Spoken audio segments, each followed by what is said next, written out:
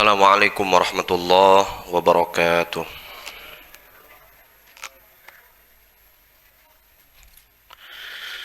Bismillahi walhamdulillahi wassalatu wassalamu ala sayyidina Rasulillah Muhammad ibn Abdullah wa ala alihi wa sahbihi wa man tabi'ahu hudahu wa nasarahu wa walah. Rabbi shrah li sadri wa yassir li amri wahlul 'uqdatam min lisani yafqahu qawli. Subhanaka la ilma lana illa ma 'allamtana innaka antal alimul hakim. Wala hawla wala quwwata illa billahil aliyyil azim.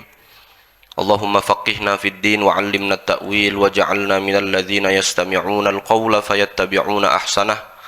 Allahumma arinal haqqa haqqan warzuqna ittiba'ah wa arinal batila batila warzuqna ijtinabah.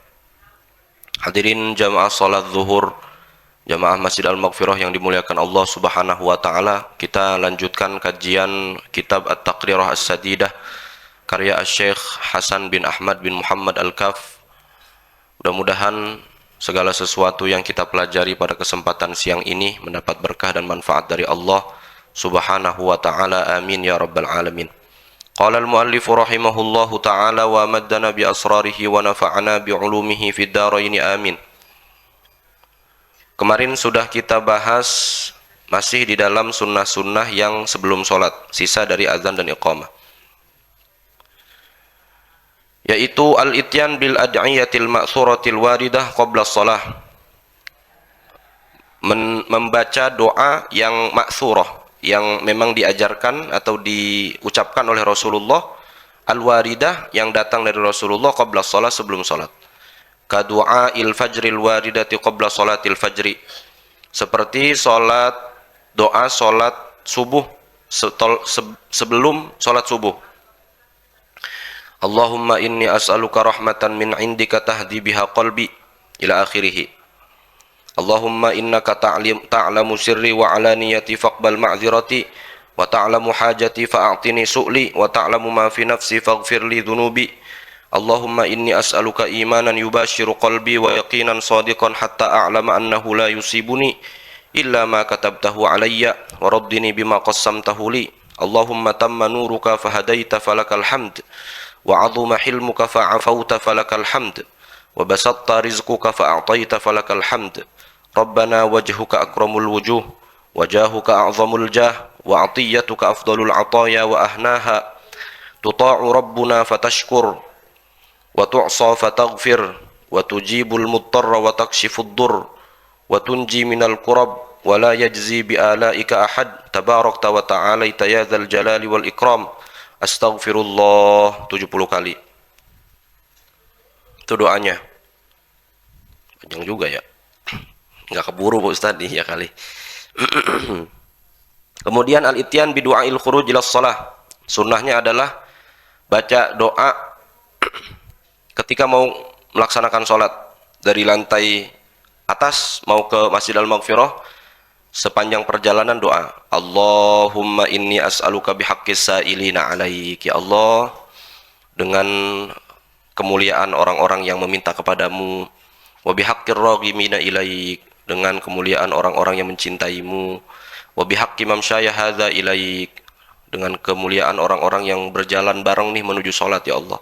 Fa inni lam akhruj asyaron wala batara, ini saya keluar bukan dalam rangka sombong, bukan dalam rangka sok paling bagus, ya Allah. Wala riya'an wala sum'ah, bukan dalam rangka riya biar dilihat orang, wala sum'ah biar didengar sama orang. Bal kharajtu tiqa'a sakhatik, aku berjalan menuju Masjid Al-Maghfirah untuk perlindungan dari segala murkamu, wabtigha'a mardatik, untuk mencari keridhaanmu. Fa as'aluka an tu'idhani minan nar, ya Allah, saya minta engkau lindungi saya dari api neraka.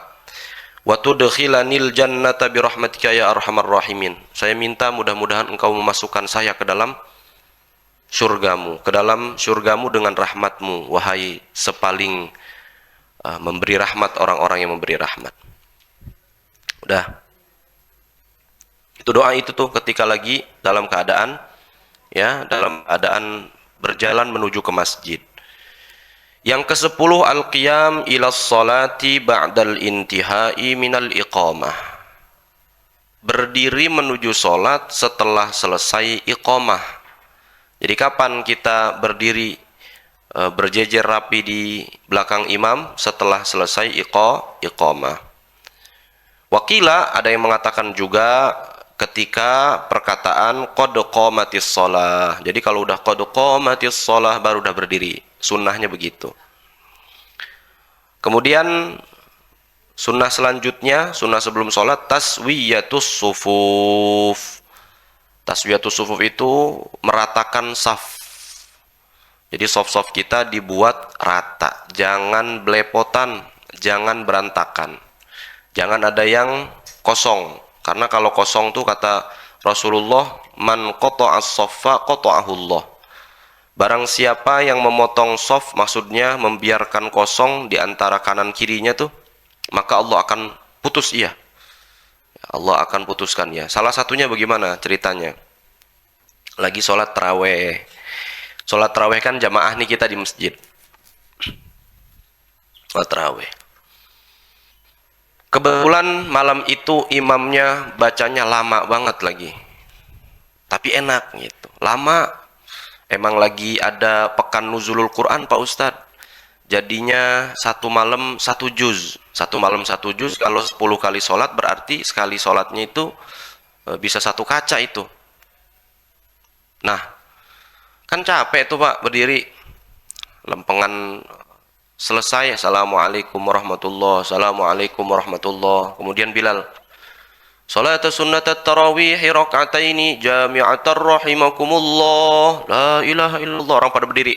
Kita emang lagi capek. Kita duduk aja dulu, ntar dah tungguin imam baca suratnya agak udah paling hampir kelar tuh baru saya berdiri. Itu nggak boleh. Kenapa? Dalam posisi itu orang udah pada berdiri, kita duduk, nggak sholat, itu seperti memutus soft, memutus rantai soft. Itu masuk ke dalam hadis Nabi, man qata'as saffa qata'ahullah. Orang yang memutus rantai soft, Allah akan putus ia. Kan capek Pak Ustadz. Itu masuknya taksir itu. Maksudnya masuknya kita taksir, lalai. Kalau memang kita dalam keadaan posisi siap untuk sholat ya, yang panjang-panjang itu, laksanakan. Udah kadung nyebur, jangan nyerah. Laki-laki pantang nyerah bos, gitu kan. Ada solusinya nggak Pak Ustadz bagi kita yang ternyata udah kadung nyebur tapi kecapean di depan Pak Ustadz? Ada solusinya. Solusinya sholat, tapi dalam keadaan duduk. Kan kalau sholat sunnah kita udah pelajari itu. Kalau sholat sunnah boleh milih, boleh berdiri atau boleh duduk, terserah. Sholat sunnah mah urusan kita. Kalau sholat fardu mah kan wajib berdiri Pak, wajib berdiri. Wajib berdiri Pak Ustadz, wajib berdiri. Sholat fardu mah nggak boleh duduk. Kecuali bagi yang nggak mampu. Emang gak mampu Pak Ustadz. Dengkulnya besrut gara-gara kemarin kecelakaan dari motor. Lihat, bisa berdiri nggak? Bisa. Cuman yang nggak bisa sujudnya. Berarti berdiri mah tetap berdiri. Nanti urusan sujud, urusan ruku, kalau dia nggak mampu, bagaimana kek modelnya? Sebab al-qiyam berdiri itu di sholat fardu hukumnya rukun, hukumnya wajib, rukun. Tapi kalau qiyam atau berdiri di sholat sunnah itu pilihan kita. Makanya solusinya bagi kita yang ternyata imamnya lagi panjang banget bacaannya nih, boleh kita tetap sholat dalam keadaan duduk. Lah kalau duduk iftiros bahkan rada berat juga Pak Ustadz. Duduk sila juga jadi. Duduk sila atau sila? Tuh lagi kayak gitu tuh sila tuh, duduk sholat. Bisa, boleh. Gitu. Emang kita pikir ulama-ulama kita yang sholatnya ratusan rakaat, sholatnya berdiri sunnah? Enggak, duduk sambil baca Quran. Tuh begitu. Itu rahasianya seperti itu. Maka bagi kita yang ternyata menemukan seperti itu, ikut sholat. Sholatnya duduk aja nggak apa-apa. Ntar lempengan ruku-ruku, sujud-sujud, bangun dari sujud untuk kemudian berdiri lagi, dia dalam keadaan posisi duduk. Kalau ditanya kenapa duduk, emang saya lagi pengen duduk. Kalau sholat sunnah makan boleh duduk, pilihan meskipun dalam keadaan berdiri. Itu yang ke-11. Taswiyatus sufuf itu menghindari merenggangkan sof. Ya, jadi diratakan softnya, jangan ada yang lebih maju, jangan ada yang lebih mundur, rata. Itu rata dulu tuh, urusan rata. Urusan nanti rapat tar belakangan, ada di poin selanjutnya. Yang penting rata dulu, maksudnya rata, apa namanya, tidak ada yang lebih maju, tidak ada yang lebih mundur. Kemudian tahari as-safful awal, benar-benar mengejar soft pertama. Innallaha wa malaikatahu yusalluna 'alas sufufil uwal. Allah Subhanahu wa taala dan para malaikatnya itu bersolawat, maksudnya memintakan ampun. Para malaikat itu memintakan ampun kepada Allah, dan Allah mengampuni dosa orang-orang yang benar-benar pengen ada di soft pertama. Baik itu soft pertama dalam perang atau soft pertama dalam sholat. Kan orang-orang dulu perangnya nggak kayak sekarang, Pak, main kirim-kiriman rudal. Dulu nggak. Dulu mah gentleman, 1 lawan 1, bahkan 1 lawan 2, bahkan 1 lawan 3. Barisan-barisan, ini satu apa namanya, pasukan ribuan orang lawan ribuan orang di padang yang luas. Atau pakai teknik main apa namanya, panah dan seterusnya. Itu jadi kalau bisa sholat di saf pertama, didahulukan saf pertama. Sebab yang di saf pertama pahalanya lebih banyak. Mau nggak mau, di saf pertama pahalanya lebih banyak. Di belakang imam sebelah kanan, belakang imam sebelah kanannya, itu lebih afdol daripada belakang imam sebelah kiri. Belakang imam sebelah kanan paling pojok lebih afdol daripada belakang imam sebelah kiri langsung. Jadi kalau kita sholat di belakang imam, baru pengen bikin soft, bikin tengah dulu, habis tengah lari kanan, habis lari kanan baru lari kiri. Bikin soft kedua, bikin tengah, lari kanan, baru tarik kiri, dan seterusnya seperti itu.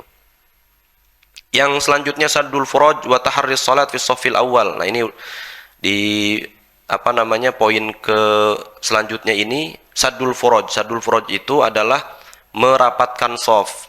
Wa taharris salati fi shaffil awal, benar-benar menginginkan, berambisi untuk berada di shaf pertama. Saddul furaj itu seperti apa? Gini, Pak. Ini perlu diluruskan nih. Masalah saddul furaj. Saddul furaj itu mengisi celah kosong, ya. Celah kosong itu maksudnya adalah, ini kan ada dalil dari Nabi Shallallahu alaihi wasallam, riwayat Ibnu Abbas radhiyallahu taala anhu.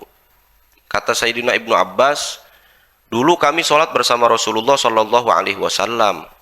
Wa kana ahaduna, salah satu di antara kami, salah satu nih, bukan semuanya, salah satu di antara kami, wa kana ahaduna, salah satu di antara kami, itu yulsiqu qadaman bi qadamin, nempelin kaki ke kaki, wa mankiban bi mankibin, nempelin apa namanya nih, pundak ke pundak.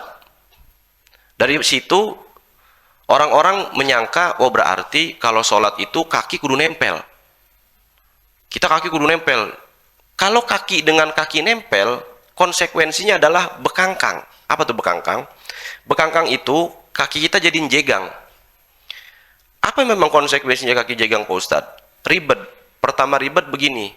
Kalau kaki jegang, nanti ketika sujud, kaki kita jegang. Padahal disunnahkannya mah nggak jegang. Disunnahkannya mah kaki jangan lebih dari 1 jengkal.